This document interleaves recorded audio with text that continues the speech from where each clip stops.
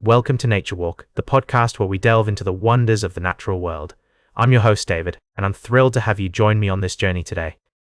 As we step out into the vast expanse of our planet's ecosystems, we're reminded of the intricate balance that sustains life as we know it.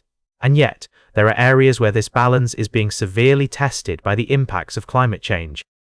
Today, we're focusing on a story that brings us to the icy landscapes of the Arctic, where a crisis is unfolding for ice-dependent species. The news has just come in that 3 species of Arctic seals have been uplisted due to the rapid decline in their populations, largely attributed to the disappearance of sea ice.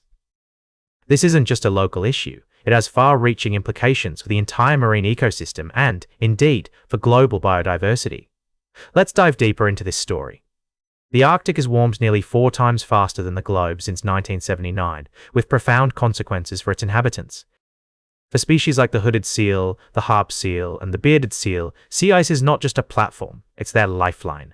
They depend on it to rest, feed, and most critically, to give birth and nurse their pups. However, as the ice melts or breaks apart too soon, these vulnerable young ones face daunting challenges. They may drown, freeze, or fall prey to predators in the absence of the protective ice. But the impact doesn't stop there. The decline of these seal populations has a ripple effect throughout the marine food web. As keystone species, they play a crucial role in regulating the ecosystem, serving as both predators and prey for other species like polar bears and fish. Their loss could destabilize the delicate balance of the Arctic marine environment, affecting not just wildlife but also human communities that depend on these resources. The urgency to address this issue cannot be overstated. As we approach the next Global Climate Summit in November, there's a call to action for governments and individuals alike to accelerate efforts to combat climate change. This includes large-scale initiatives to reduce greenhouse gas emissions, safeguard key habitats from human activities, and adopt sustainable practices in hunting and fishing. The story of the Arctic seal serves as a poignant reminder of our interconnectedness with nature and the consequences of our actions on the planet's health.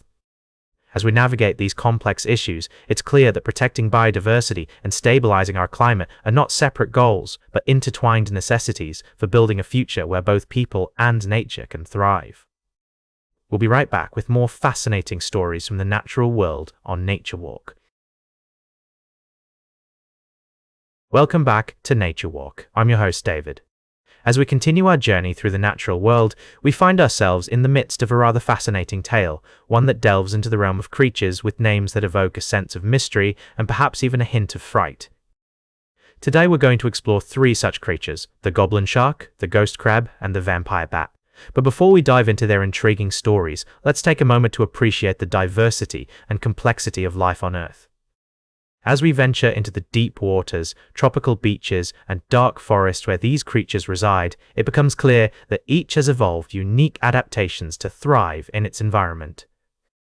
The goblin shark, with its elongated snout and flabby body, is a master of the deep sea, using its bioluminescent spots to lure prey in the dark depths. On the other hand, the ghost crab, with its pale color and nocturnal behavior, has perfected the art of living on sandy shores, where it digs complex burrows to escape predators and extreme temperatures. And then there's the vampire bat, a creature that has captured human imagination for centuries. Found in Central and South America, these bats have developed a most unusual diet, feeding on the blood of livestock and other animals. Their saliva contains anticoagulants that prevent the blood from clotting, allowing them to lap up their meal with ease. As we learn more about these creatures, it's essential to remember that their names often stem from human perception and folklore. The goblin shark's name comes from its fearsome appearance, while the ghost crab's pale color and nocturnal habits led to its ethereal moniker. The vampire bat, of course, gets its name from its bloodthirsty diet. These stories remind us that there's often more to a creature than meets the eye. By exploring their habitats, behaviors, and unique characteristics, we gain a deeper appreciation for the intricate web of life on our planet. So, let's continue to marvel at these fascinating creatures and the worlds they inhabit. Stay tuned for our final story of the day, right here on Nature Walk. Welcome back to Nature Walk, dear listeners.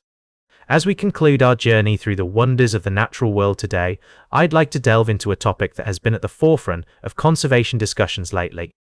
You might have heard about the recent debate surrounding the genetic modification of wildlife, and I'm excited to share my thoughts on this fascinating subject with you. As we've explored in previous episodes, human activity has been altering the DNA of other species for thousands of years, albeit unintentionally. From domesticating wild animals to selective breeding, we've been influencing the genetic makeup of various organisms. However, with the advent of cutting-edge technologies like CRISPR, we're now capable of making precise changes to an organism's genome. The question is, should we be using these technologies to engineer wildlife that can thrive in a rapidly changing world? Some argue that it's unnatural and potentially dangerous, while others see it as a vital tool for conservation. Recently, the International Union for Conservation of Nature's 2025 World Conservation Congress debated this very issue, with some calling for a moratorium on the release of genetically modified wildlife into the wild. As I pondered this topic, I couldn't help but think about the examples of genetic change that are already occurring in nature. Take the white-footed mice in Central Park, which have evolved to process fatty foods and a fungus found on moldy nuts. Or the American cliff swallows in Nebraska, which have developed smaller wings to dodge traffic. These adaptations are a testament to the incredible resilience of life on Earth. However, as we consider using genetic modification to help species cope with human-induced challenges like pollution and climate change, we must proceed with caution.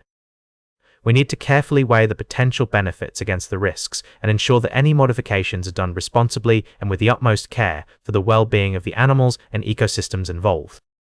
As the author Helen Pilcher so eloquently puts it in her book Life Changing: How Humans Are Altering Life on Earth, human activity is now altering the DNA of all life on Earth. We're causing evolution to accelerate, and genetic change is being witnessed on timescales of decades and centuries.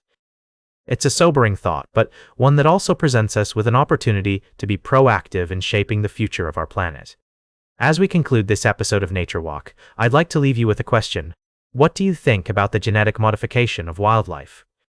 Should we be using these technologies to help species adapt to a changing world, or are there other solutions that we should be exploring? That's all for today's Nature Walk. Remember to like, share, and subscribe, and until next time, keep exploring your natural world.